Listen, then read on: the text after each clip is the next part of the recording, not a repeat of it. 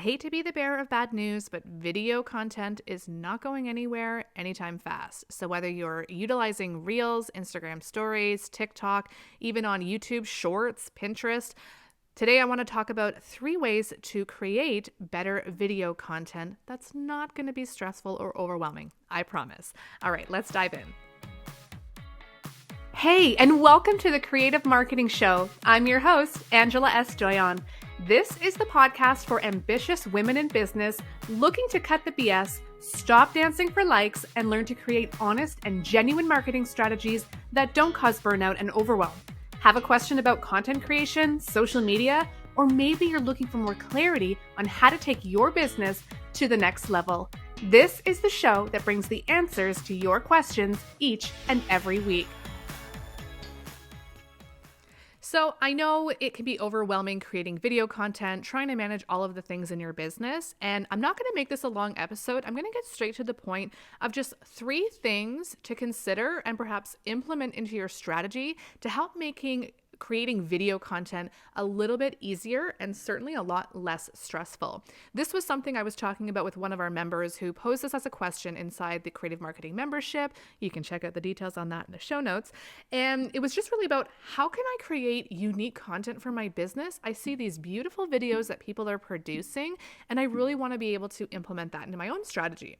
So we chatted about a few ways, and I thought I'll bring it to the podcast and share 3 things that we really focused on. So number 1, what I suggest, and I find it super easy to do, is just snap little clips throughout your day. Maybe it's you creating your products, maybe it's you designing, maybe it's you working with clients, maybe it's just a little behind the scenes, maybe it's you opening your packaging and then showing your products. Start taking little clips so you don't have to feel like Steven Spielberg and have this whole production. Really just capturing content and then creating a folder on your phone and bank some of that content so that you have some things to pull from later.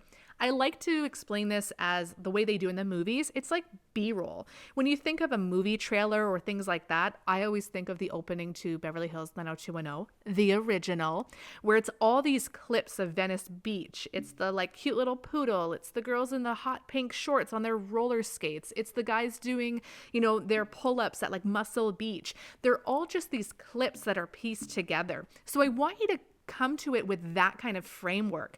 In a specific, example that I'll give, let's say, actually I'll use my member's example. She has a tea business. She creates beautiful blends of teas that she sells that work for certain ailments. And she really wanted to just convey this vibe of what tea really is. It's a slow process. It's a way to sit and relax. And so we had come up with a plan that starting with a quick clip of maybe filling that kettle with water, getting a nice close-up shot of that. Simple, right? 2-3 seconds. And then maybe it's bringing it over to the stove. And if you have a gas stove, that flame, that spark of the gas stove, that's a 2 to 3 second clip.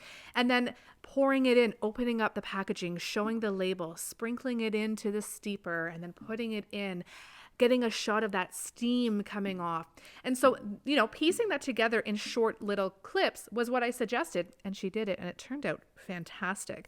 And then you have the opportunity afterwards to add maybe a voiceover or add your own audio inside of Reels or TikTok or wherever you're sharing it to really storytell and pull it all together. Now, my suggestion number 2, because you're probably thinking it, I don't know if I can take a really good video, or I don't have the nicest space to do it, yada, yada, yada. I get it. There is always going to be a little bit of pushback, or there'll be things that we're limited with. And so we had actually chatted about this for this particular question. And my suggestion is also, it's okay to capture a little bit of your own and then implement things like stock images or stock video. In Canva, the pro version, there are tons of video that you can use and implement that, whether you're just pulling it all from Canva, so you don't actually do any of the filming yourself.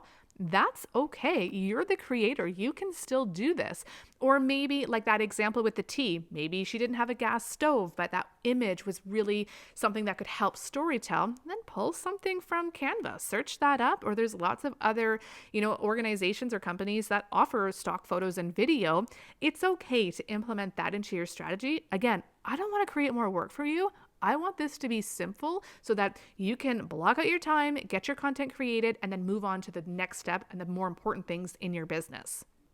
And number 3, to really maximize the video content, is consider SEO. So search engine optimization. And how do we utilize that? Through keywords. So when you have your final video, whether you shot it on your phone, whether you filmed it in TikTok or Instagram, or you created it in Canva, all good. When you upload it, I'll use Instagram Reels as an example. If you want to add your own voiceover using keywords that are relevant to your business, highly recommend that and turning on your captions. But also adding text that includes the keywords and that is relevant to the content that you're sharing. That's going to help your search engine optimization because Instagram is looking for those keywords, not just in the hashtags, not just in the caption, but the actual text that you're including in the video. So make sure that you're doing that and optimizing that opportunity, as long as it is relevant to the video. I do want to be really clear about that. You can't just add in a whole bunch of keywords and that are relevant to your business and that doesn't actually tie into your video. So that's where, when you're mapping out or planning the content that you're going to share, be mindful of ways that you can start to implement that. And then it just works for you and you'll hopefully have a better engagement and more visibility to that content. Okay, so to recap, making sure that you can just capture short clips, 2 to 3 second clips. Don't feel like you have to have a whole production set up and laid out, especially when you see those opportunities. Maybe you are working with a client or you've got a full packed house of inventory that you're unloading. Start just grabbing those. You don't have to create in that moment. Grab a folder on your phone and start compiling them in there. And when you're feeling inspired or when you're blocking off time to create, you've got a bank of imagery and video that you can start to pull from. And then number 2, making things easy on yourself. Start using some stock video content. That is okay. And there's so much out there that's already done for you. That's where people really feel the burnout of always having to create fresh content. Please give this a try. I personally use it and it's such a game changer. And then lastly, ensure you're utilizing those keywords, not just in your captions, not just in your hashtags, but using that voiceover and adding the captions, but also adding text that includes keywords that are relevant to your business and the content that you're sharing. Whew, oh my goodness, I feel like we just kind of zipped through that.